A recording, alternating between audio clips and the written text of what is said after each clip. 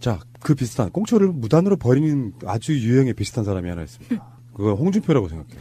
요즘 표정이 많이 좋아졌던데요. 한시름 났어. 살만 났지. 그 이야기는 이제 좀 시간이 지난 뉴스이긴 하지만 굳이 이야기를 좀 정리를 해보자면 성완종 게이트가 나서 기소되거나 했는데 물론 그런 측면도 있을 거예요. 친박이었던 김기춘부터 시작해서 이런 사람들은 사실 법적인 처분도 아예 안 받은 사람들이 대부분인데 홍준표 입장에서는 내가 친박이 아니기 때문에 나만 처벌받는다 이런 마인드가 좀 있었다고요. 그래서 이완구나 홍준표 이런 사람들이 대법원에 가서 무죄를 받아요. 그 부분에 대해서는 우리가 대법원 자체 현재 자체에 대해서는 실망할 수밖에 없어요. 대법원장이 바뀌면 그 많은 대법관들이 안 바뀐 상태에서 대법원이 바뀝니까? 법으로 정해져 있기 때문에 그 사람들 임기도 있고 그런 부분이 있고 예전 같으면 군사 독재 시대 같으면은 대법관들 다 물러나게 하지. 우리랑 안 맞으니까. 물러나게 하기 전에 독재 시절에는 알아서기였죠. 그렇죠. 불과 작년까지만 해도 알아서기였어요. 근데 최근에 자기가 이제 무죄가 나오니까 기세 등등해가지고요.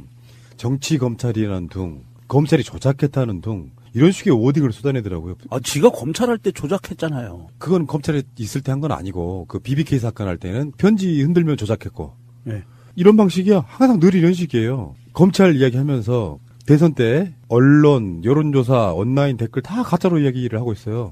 그러니까 확실히 덕고다이라고 하는 게 박근혜나 이명박 정권 때 일어난 일은 자기랑 무관해. 이 사람 마인드가 그래요. 자기한테 어떤 수사를 했던 검찰들이 사건을 조작해가지고 나를 이렇게 힘들겠다라는 그런 마인드가 밖에 없는 거예요. 그러니까 지금 홍준표 하는 말만 보면 옛날 영화 기억하세요? 트루먼쇼? 네. 완전 트루먼쇼의 주인공인 것 같아요.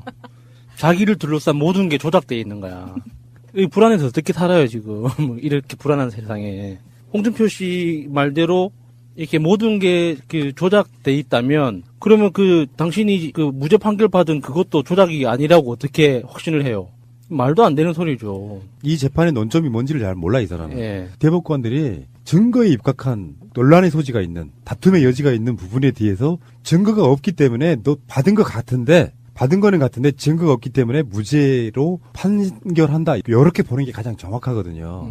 왜냐하면 뇌물이라는 게 계좌 찍어가지고 뭐 카카오뱅크, 홍준표 이렇게 찍어주는 게 아니잖아요. 그래서 여러 가지 정황들을 비추었을 때 당신 뇌물 받은 게 확실해. 죽는 사람 입장에서요. 무슨 억하심정이 있다. 홍준표 말이 이런 거거든요. 아무런 친분도 없고 사실상 안면도 없는 사람이 돈 1억 원을 줬다고 얽어매려다 보니 사전에 만나 돈을 주고받기로 약속했다고 검사가 증거를 조작한 것이다 했는데 반대로 말하면 돌아가신 분이 그러니까 자기가 스스로 돌아가신 분이 굳이 그렇게 가깝지도 않은 사람한테 뇌물을 줬다고 해야 될 이유도 없는 거예요. 그렇죠. 맞아요. 자기 수첩에다가 그렇게 정리해 놓을 필요가 뭐가 그리고 있겠어요. 그 수첩에 받았다고 쓴 사람들 중에서 지금 유죄 판결 난 사람이 하나도 없어요. 그렇다 보니까 저는 여기서 성완종은 타살이라고 혼자 주장해 봅니다. 의혹은 많이 있었고요. 네. 예. 그 부분에 대해서 뭔가 재수사의 필요성도 없잖아 있긴 있어요. 그런데 이 홍준표라는 사람이 조작이라는 이야기를 검찰이 조작한다는 이야기를 차마 지 입으로 하면 안 되는 인간이에요. 이 인간이 1992년에 서울지방검찰청 강력부 검사로 와서 대박을 터뜨립니다. 파키스탄 폭력 조직 주비파 두목 임란 사자드 외 13명을 적발해서 체포해서요. 사형 징역 15년 구형을 해요. 그런데 96년도에 사형수로 복역 중이던 이 무하마드가 예전에 그 돌아가신 김수환 추기경님한테 탄원서를 썼는데요. 그 내용을 보면 이 사람이 조직 폭력하고 전혀 무관하고요. 우리나라 입국한 지 한 달밖에 안 된 사람이었고 이렇게 됐던 거예요. 그래서 유엔 인권위원회가 오히려 한국 검찰 수사의 문제를 제기하고 한국 정부 측에 자료 제출 요구를 하고 이랬었어요. 이렇게 조작이라고 의심되는 이런 검찰 수사 짓거리를 한 사람이 지금에 와서 검찰이 자기를 올가매려고 조작했다라고 차마 이 얘기하면 안 되는 거예요. 홍준표 조작 말씀하시니까 또 하나 생각나는 게 있는데 그 광주에서 근무할 때 그 조직 폭력배가 자기 집에 식칼을 보내가지고 그 사람을 검거해서 감옥에 보냈다고 떠벌린 적이 있었거든요. 근데 알고 보니까 그 식칼은 사업가가 잘못 보낸 거였어요. 동명이인한테. 잘못 보낸 거였고 그 건실한 사업가를 그 억울하게 조직폭력배로 엮어가지고 실제 징역을 살게 했거든요. 2, 3년 정도를. 그렇게 한 사람이 홍준표 당사자예요. 자기가 직접 그렇게 한 거죠. 그게 선물로 보낸 걸 잘못 전달된 선물이라는 것도 알고 있었음에도 불구하고 조직폭력배가 검사를 협박하기 위해서 보낸 식칼이었다고 사건을 꾸며가지고 그런 식으로 했다고 하는 거죠. 최근에 여운환 씨 인터뷰가 나오거든요. 여러 매체에서.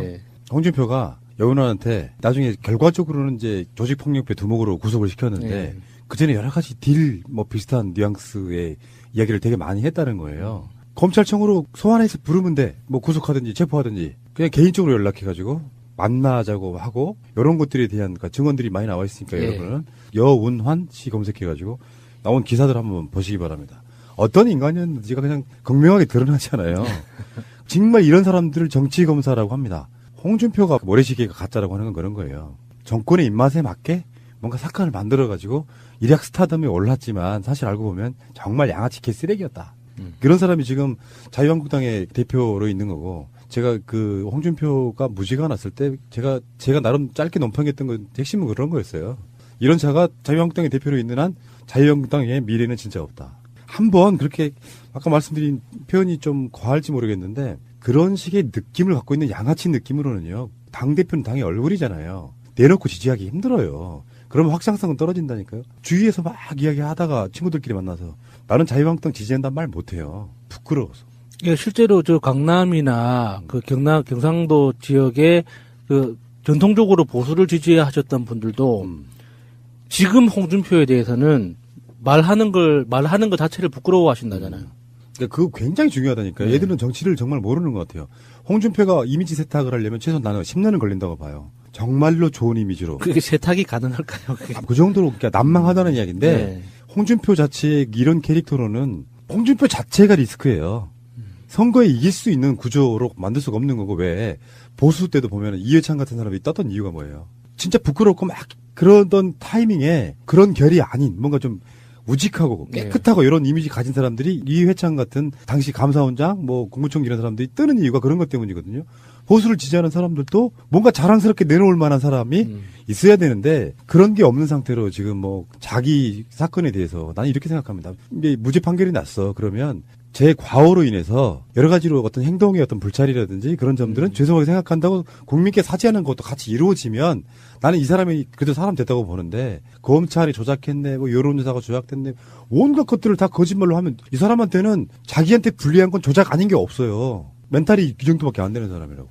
검찰이요 대통령 기록관에서 세월호 당일 문건을 확보했답니다. 이게 보도가 어떤 것까지 나왔었냐면은 대통령 기록관 측에서 그 당시 세월호 당일에 대통령 기록이 없을 수도 있다는 얘기까지 나왔었는데 다행히도 확보를 했다는 거예요. 여기서 핵심은 뭐냐면 왜 박근혜가 세월호 사건이 난 것을 인지한 시점이 9시 반이었는데 10시로 조작을 했느냐 이 부분에 대한 수사에 대한 기록관의 압수수색이거든요. 사실 이 부분에 대해서 좀 예민한 부분이 왜 기록관이 없을 수도 있다라고 언론 플레이를 했을까요?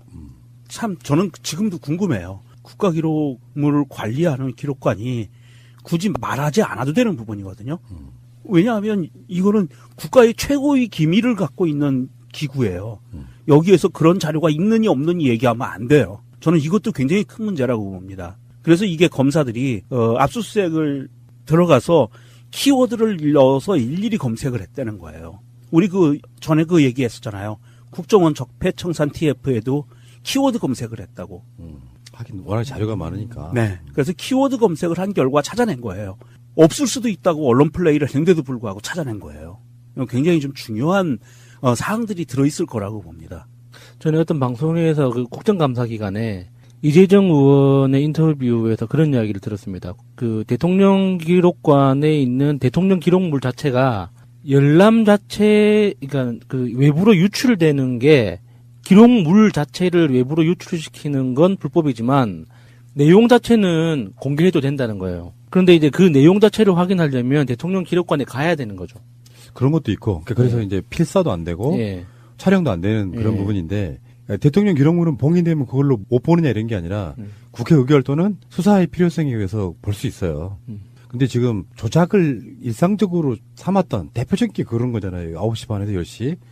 그런 사람들이 이 국가 기록물로 어떤 식으로 남겼을지는 사실 큰 기대는 하지 않습니다. 정말 요식적으로 남겼을지 청와대 시스템이라는 게 왜 입력을 한번 하는 순간 지우기는 힘들 수도 있지만 온라인상으로 입력하지 않은 상황들 더군다나 세월호 사건이 2014년 4월 달에 났고 그쪽으로 옮긴 게 박근혜가 탄핵당한 이후잖아요. 황교안 때 옮겼으니까 그 사이에 왜 우리가 흔히 말하는 그 파쇄기 동원해가지고 지호도 청와대 다시 정권 밖에서 들어갔더니 기록이 막 남더라 뭐 이런 것처럼 그 아주 핵심적이고 예민한 부분의 기록에 대해서는 아주 중요한 자료가 남아 있을까 하는 약간 의구심이 좀 회의감이 좀 든다 저는 그렇게 말씀드리고 싶네요. 예전 같으면 군사 독재 시대 같으면은 대법관도 다 물러나게 하지. 우리랑 안 맞으니까. 물러나게 하기 전에 독재 시절에는 알아서겼죠. 그렇죠. 불과 작년까지만 해도 알아서겼어요. 근데 최근에 자기가 이제 무죄가 나오니까 기세 등등해가지고요. 정치 검찰이라는 둥, 검찰이 조작했다는 둥 이런 식의 워딩을 쏟아내더라고요. 지가 검찰할 때 조작했잖아요. 그건 검찰에 있을 때 한 건 아니고 그 BBK 사건 할 때는 편지 흔들면 조작했고 네. 이런 방식이야. 항상 늘 이런 식이에요. 검찰 이야기하면서 대선 때 언론, 여론조사, 온라인 댓글 다 가짜로 이야기를 하고 있어요. 그러니까 확실히 덕고다이라고 하는 게 박근혜나 이명박 정권 때 일어난 일은 자기랑 무관해. 이 사람 마인드가 그래요. 자기한테 어떤 수사를 했던 검찰들이 사건을 조작해가지고 나를 이렇게 성도 없잖아. 있긴 있어요. 그런데 이 홍준표라는 사람이 조작이라는 이야기를 검찰이 조작한다는 이야기를 차마 지 입으로 하면 안 되는 인간이에요. 이 인간이 1992년에 서울지방검찰청 강력부 검사로 와서 대박을 터뜨립니다. 파키스탄 폭력 조직 주비파 두목 임란 사자드 외 13명을 적발해서 체포해서요. 사형 징역 15년 구형을 해요. 그런데 96년도에 사형수로 복역 중이던 이 무하마드가 예전에 그 돌아가신 김수환 추기경님한테 탄원서를 썼는데요. 그 내용을 보면 이 사람이 조직 폭력하고 전혀 무관하고요. 우리나라 입국한 지 한 달밖에 안 된 사람이었고 이렇게 됐던 거예요. 그래서 유엔 인권위원회가 우리가 가지고 뭐 카카오뱅크, 홍준표 이렇게 찍어주는 게 아니잖아요. 그래서 여러 가지 정황들을 비추었을 때 당신 뇌물 받은 게 확실해. 죽는 사람 입장에서요. 무슨 억하심정이 있다. 홍준표 말이 이런 거거든요. 아무런 친분도 없고 사실상 안면도 없는 사람이 돈 1억 원을 줬다고 얽어매려다 보니 사전에 만나 돈을 주고받기로 약속했다고 검사가 증거를 조작한 것이다 했는데 반대로 말하면 돌아가신 분이 그러니까 자기가 스스로 돌아가신 분이 굳이 그렇게 가깝지도 않은 사람한테 뇌물을 줬다고 해야 될 이유도 없는 거예요. 그렇죠. 맞아요. 자기 수첩에다가 그렇게 정리해 놓을 필요가 없고. 그리고 그 수첩에 받았다고 쓴 사람들 중에서 지금 유죄 판결 난 사람이 하나도 없어요. 그렇다 보니까 저는 여기서 성완종은 타살이라고 혼자 주장해 봅니다. 의혹은 많이 있었고요. 예. 그 부분에 대해서 뭔가 재수사의 필요성이 힘들겠다라는 그런 마인드밖에 없는 거예요. 그러니까 지금 홍준표 하는 말만 보면 옛날 영화 기억하세요? 트루먼쇼? 네. 완전 트루먼쇼의 주인공인 것 같아요. 자기를 둘러싼 모든 게 조작되어 있는 거야. 이 불안해서 어떻게 살아요, 지금. 이렇게 불안한 세상에. 홍준표 씨 말대로 이렇게 모든 게 그 조작돼 있다면 그러면 그 당신이 그 무죄 판결 받은 그것도 조작이 아니라고 어떻게 확신을 해요? 말도 안 되는 소리죠. 이 재판의 논점이 뭔지를 잘 몰라 이 사람은. 예. 대법관들이 증거에 입각한 논란의 소지가 있는 다툼의 여지가 있는 부분에 대해서 증거가 없기 때문에 너 받은 것 같은데 받은 거는 같은데 증거가 없기 때문에 무죄로 판결한다. 이렇게 보는 게 가장 정확하거든요. 왜냐하면 뇌물이라는 게 계좌찍 그 비슷한 꽁초를 무단으로 버리는 아주 유형의 비슷한 사람이 하나 있습니다. 그거 홍준표라고 생각해요. 요즘 표정이 많이 좋아졌던데요. 한시름 났어. 살만 났지. 그 이야기는 이제 좀 시간이 지난 뉴스이긴 하지만 굳이 이야기를 좀 정리를 해보자면 성완종 게이트가 나서 기소되거나 했는데 물론 그런 측면도 있을 거예요. 친박이었던 김기춘부터 시작해서 이런 사람들은 사실 법적인 처분도 아예 안 받은 사람들이 대부분인데 홍준표 입장에서는 내가 친박이 아니기 때문에 나만 처벌받는다 이런 마인드가 좀 있었다고요. 그래서 이완구나 홍준표 이런 사람들이 대법원에 가서 무죄를 받아요. 그 부분에 대해서는 우리가 대법원 자체 현재 자체에 대해서는 실망할 수밖에 없어요. 대법원장이 바뀌면 그 많은 대법관들이 안 바뀐 상태에서 대법원이 바뀝니까? 법으로 정해져 있기 때문에 그 사람들이 임기도 있고 그런 부분이